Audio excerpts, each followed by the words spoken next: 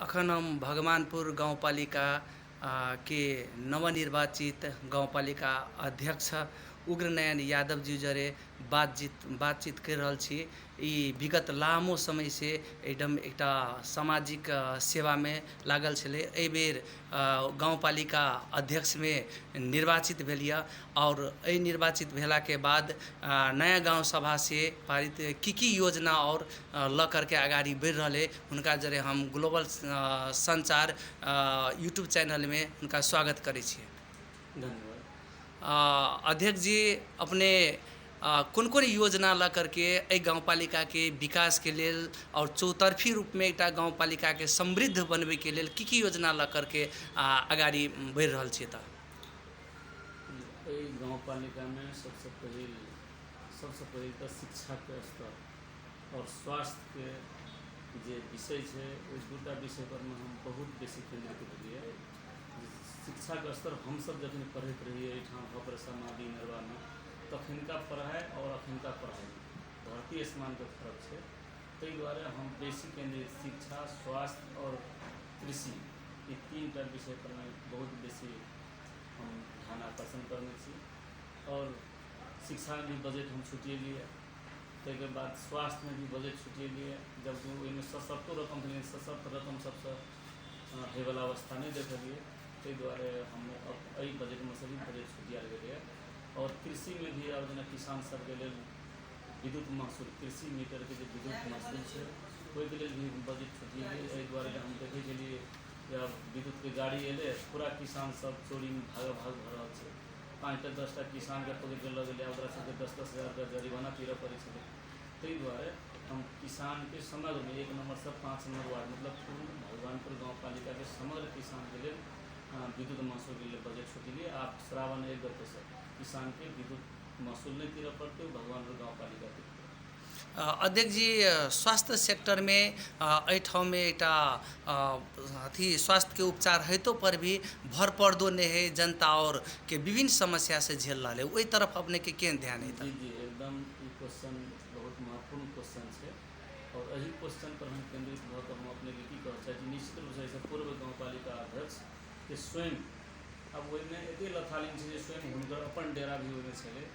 अब ओहिमे पहिलका तत्कालीन अधिकृत सबके भी डेरा रहै छलै और ओहिठाम के जे छै से अध्यक्ष पूर्व अध्यक्ष के ठेकै कोठा में जे कोठा में हुनकर जे छै से डेरा छलै ओहि कोठा में दवाई एक्सपायर भऽ गेलै, दवाई वितरण नहीं भेलै। और अखन यदि हम स्वास्थ्य सेक्टर सबके कर्मचारी सबके बजा के यदि पुछलिए तो उनका सबके जे भत्ता है उनका सबके 5 वर्ष के दरमियान में एकोटा भत्ते नहीं मिललै। वो भत्ता काट के सब कर्मचारी अब जे एक उमेश नायक जी जोसपा से वही वार्ड नंबर 2 के वार्ड अध्यक्ष में लड़ल छे, वही व्यक्ति के स्वास्थ्य में नियुक्ति तक आप कहूँ जे पूर्व अध्यक्ष जी के कथी कहबे विषय पर में जे यदि स्वास्थ्य के जाने वाला स्वास्थ्य संबंधी जानकार यदि आदमी के राखे तो ठीक है वो स्वास्थ्य सेक्टर के कर्मचारी भ सकै छै। लेकिन एक राजनीतिक व्यक्ति जो वार्ड अध्यक्ष में लड़त रहे जोसपा से उनका वही नियुक्ति दऽ कऽ तब तलब खुआल गेलै 5 वर्ष।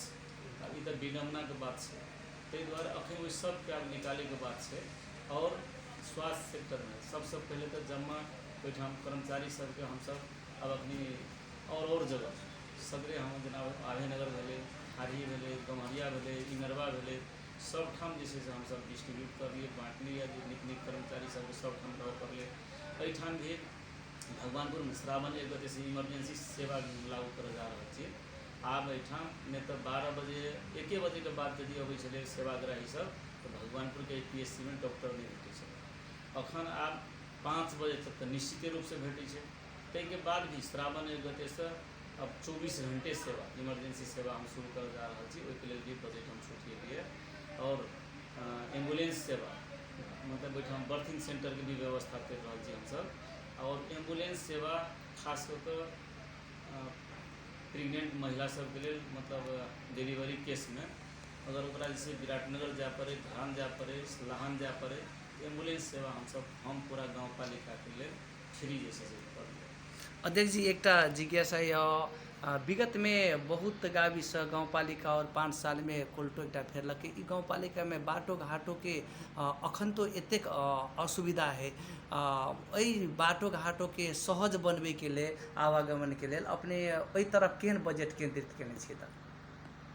बहुत बढ़िया क्वेश्चन है। अब बाटो घाटो के विषय में कहबै तऽ वास्तव में अखनो 5 वर्ष में जे बजट विनियोजन भेलै ओहिके अखनको यदि हम देखै छी तऽ हमर गाउँपालिका में कोनो ठाउँ कोनो गाँव में जायवला अवस्था नहीं, जेकि अखन फिलहाल हम लगभग जबकि एस्टिमेट की कहै छै जे हमर प्राविधिक सबके पठेने छलिए जे ई जे अखनका जे हिलो छै प्रत्येक गाँव में, तऽ ओहिमे लगभग 90-95 लाख के ग्रेवल के लेल एस्टिमेट कऽ के आयल छलै, जाहिमे हम ओकरा कैंसिल कऽ के जे अखन ठालवला अवस्था में दोसर खोला सब जे बंद छै, ग्रेवल के एक टिपर के दाम में 5,000, 6,000, 7,000 अखनी व्यापारी सब ठपने छै।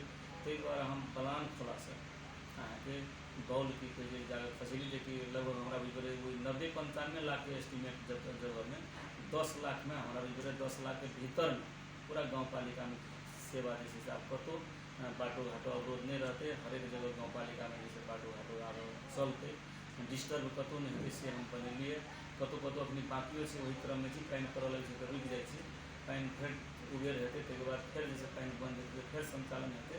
लेकिन ये 10 लाख के भीतर भी काम हो रहल छै। आ बाटो के तऽ वास्तव में बड़ डिस्टर्ब छै, लेकिन हम अहाँके ई अहाँके मार्फत भी, अहाँके टेलीविजन मार्फत, अहाँके समाचार मार्फत भी भगवानपुर एकटा सिराहा जिला के पूर्व दक्षिण कोण में रह रहा गाउँपालिका छियै।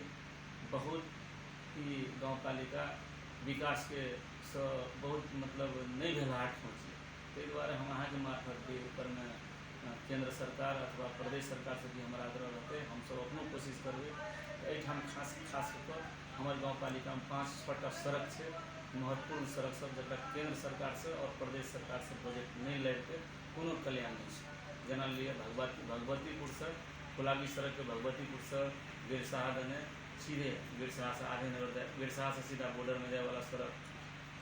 दोसर लऽ लिअ जे खैरबोना से सतवर करकटी गाउँपालिका के खैरबोना चौक से गेरुहा हेत गम्हरिया हेत, जेकि गेरुहा फेर नवराजपुर गाउँपालिका पड़ै छै, गम्हरिया भगवानपुर गाउँपालिका पड़ै छै, गम्हरिया हेत आधे नगर के बॉर्डर तक लगभग 12 किलोमीटर उस सड़क छै। ताहिके बाद तेसर हमर ई भगवानपुरे गाउँपालिका के नहरा के सिमर चौक से नहरा होइत, लारहा होइत, परोल होइत, बिसोल होइत, जमुआ टोल के मनी चौक से पूरब क्रॉस भऽ कऽ दुर्गा मंदिर देने बॉर्डर तक ई तेसर नंबर सड़क भेल।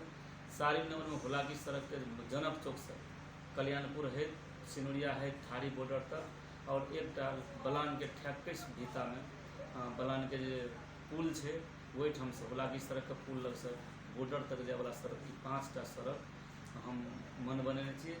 केंद्र सरकार से भी रिक्वेस्ट कऽ कऽ, प्रदेश सरकार से भी रिक्वेस्ट कऽ कऽ ई 5 टा सड़क में 2-3 वर्ष में बजट निश्चित रूप से आग्रह कऽ कऽ लाबबै, पारी पड़तै, तब भगवानपुर गाउँपालिका के विकास ई गाम घर के जो गली वाला बाटो छै से भगवानपुर गाउँपालिका के बजट से निश्चित रूप से संभव हेतै, कतौ जैसे कच्ची बाटो नहीं रहै।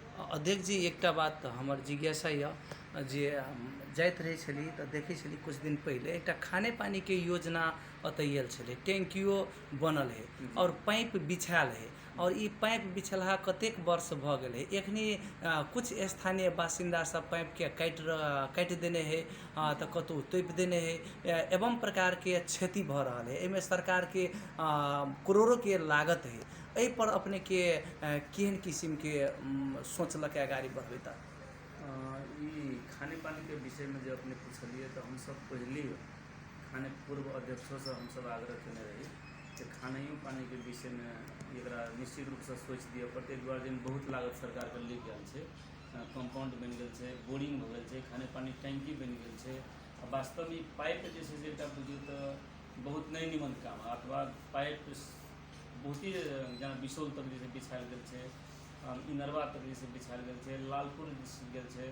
आ ओहिमे ओहिठाम के बच्चा सब अथवा खेले वाला धियापुता सब भी किछु लग काटि दै छै, वो डिस्टर्ब करे छै तऽ घरपट्टी सब भी काटल छै। वो कमजोरी वास्तव में नेतृत्व से भेलै, एहि नेतृत्व के स्वीकारे वाला बात है।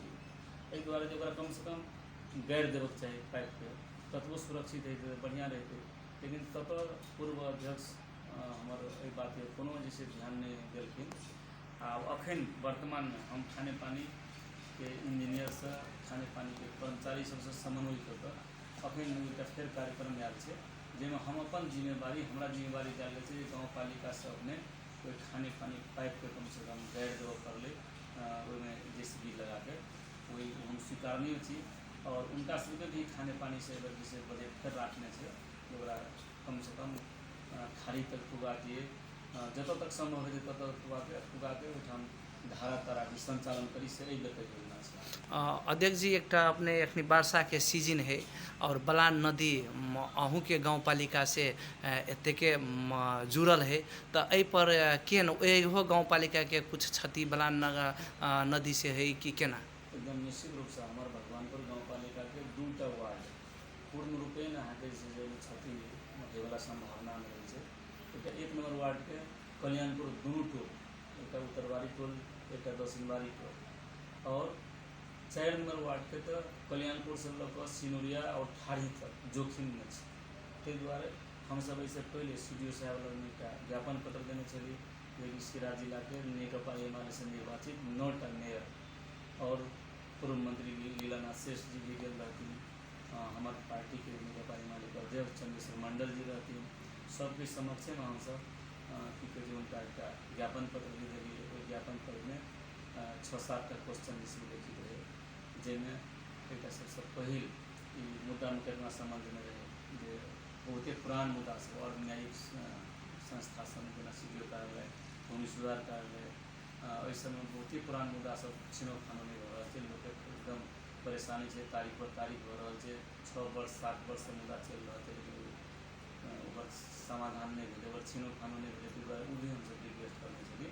CDO साहब मार्फत सामान्य प्रधानमंत्री जी में तहिना खानी उत्खनन मापदंड से बाहर जैसे चल रहा है 40-40 फीट गहरा है जे अभी रोकल है और रात के 8 बजे 100 टिप्पर सब मिले वो केना छै तऽ प्रशासन के मेलोमत में भेले कि अथवा केना यदि अपने सबके मेलोमत में नहीं है तो ओकरा अविलंब प्रशासन लगा के रोकऽ पड़लै जिसमें CDO साहब SP साहब कहलखिन जे नहीं हम सब खरा जैसे स्टेप चलब अहूँ सबके सहयोग चाहिए हमरा सब दिससे में कोनो बात नहीं जो माफिया सब यहाँ पे रहल है हम सब ओहि बात से तखन संतुष्टो रही और उनका सब कहबो कि जाए एहिसँ अगाड़ी जे कार्यक्रम हेतै तो अहाँ सब जे सहयोग हमरा चाहिए हम सब रोकबै तहिना ओहिमे अपने जी क्वेश्चन जोड़लिए देवी प्रकोप वाला ई भी हम सब राखने छलिए एहिके लेल अहाँ सबसँ एकटा देवी प्रकोप जे जिला से समिति है तो ओहिमे अहाँ सबसँ होयवला सहयोग की सब छै तऽ आब जेना सिरहो नगर पालिका में